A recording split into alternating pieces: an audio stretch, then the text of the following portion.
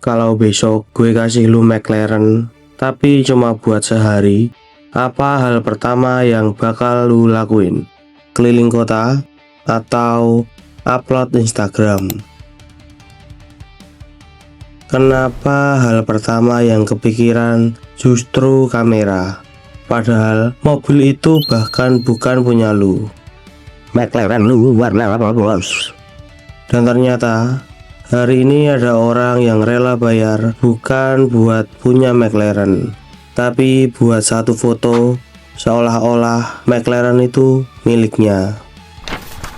Dan yang lebih gila lagi, fenomena itu sekarang sudah menjadi bisnis. Hari ini lu bisa nyewa McLaren, Lamborghini, Ferrari, Rolls Royce, Rolex, tas Hermes, mansion, bahkan nyewa studio yang sudah dibuat mirip kabin private jet cuma buat foto. Coba lu pikir, bukankah ini aneh? Karena dulu barang-barang mewah disewa buat film, buat iklan, buat photoshoot, karena yang dibutuhkan adalah properti. Ferrari bukan pemeran utamanya, Rolex bukan pemeran utamanya, private jet juga bukan.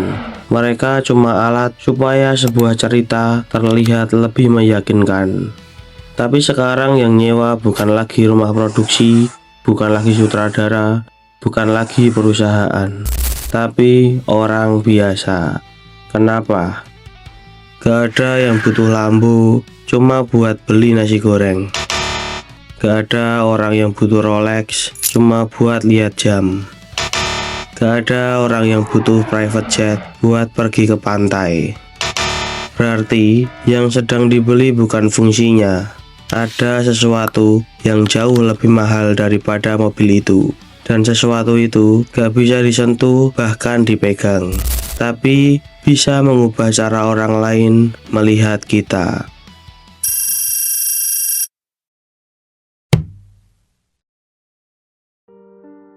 Dan kasus ini mulai menarik karena yang sedang kita investigasi bukan kemewahan, tapi kenapa ada orang yang rela membayar untuk terlihat kaya.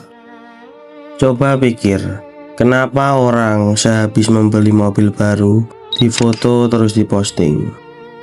Kenapa kalau makan di restoran mahal harus difoto dulu sebelum makan?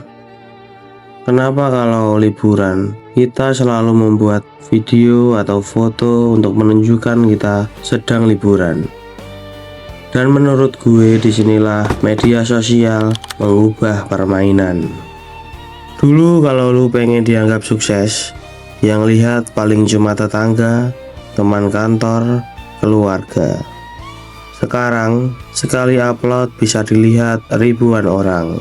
Satu story bisa membangun satu image, dan image punya nilai. Semakin banyak orang percaya kalau hidup lu sukses, semakin mahal nilai image itu.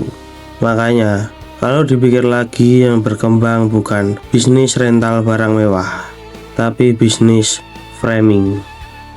Karena yang dicari bukan mobilnya, tapi reaksi setelah fotonya diupload. Kalau nggak ada Instagram, TikTok, Facebook, dan orang yang melihat, masihkah bisnis ini sebesar sekarang? Gue rasa tidak, karena nilai McLaren bukan cuma ada di mesinnya, tapi di mata orang yang melihatnya. Dan yang membuat bisnis ini hidup bukan kemewahan, tapi persepsi. Semakin tinggi persepsi seseorang, semakin tinggi juga nilai yang mereka bayarkan. Dan mungkin karena itulah sekarang terlihat kaya jauh lebih mudah daripada menjadi kaya. Tapi kalau semua orang bisa terlihat kaya, apa arti kaya yang sebenarnya?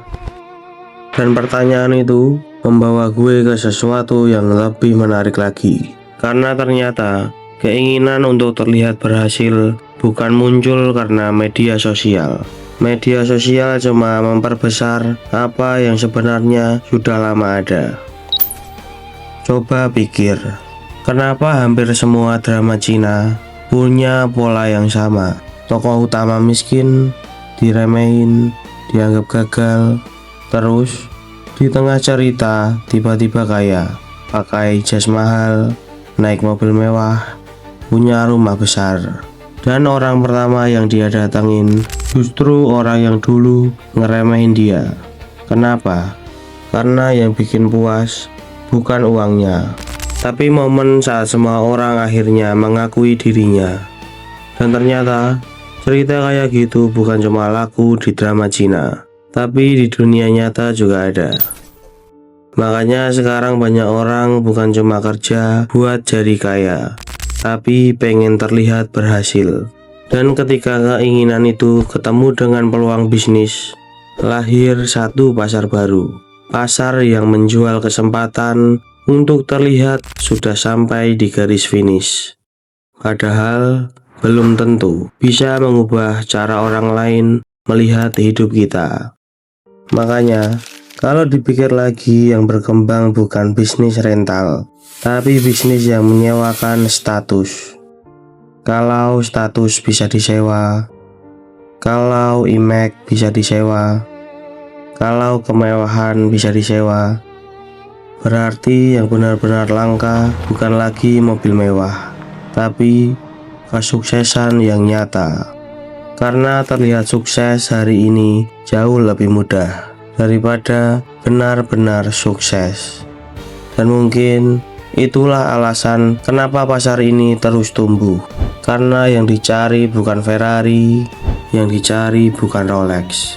Yang dicari adalah perasaan saat orang lain percaya kalau kita sudah berhasil.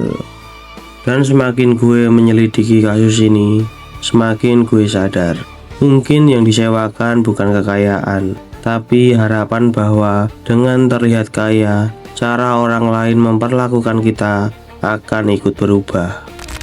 Dan kalau itu benar, berarti kasus ini bukan lagi tentang mobil, bukan lagi tentang jam, bukan lagi tentang rumah, tapi tentang sesuatu yang jauh lebih mahal, pengakuan dan harga diri.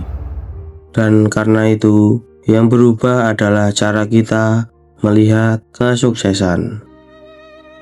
Dulu kalau mau punya barang mewah, dia harus benar-benar kaya. Sekarang cukup dengan terlihat kaya, dan itu sudah cukup untuk mengubah cara orang lain memperlakukan kita. Karena selama manusia masih menilai seseorang dari apa yang mereka lihat, selama itu juga akan selalu ada orang yang rela membayar untuk terlihat lebih kaya.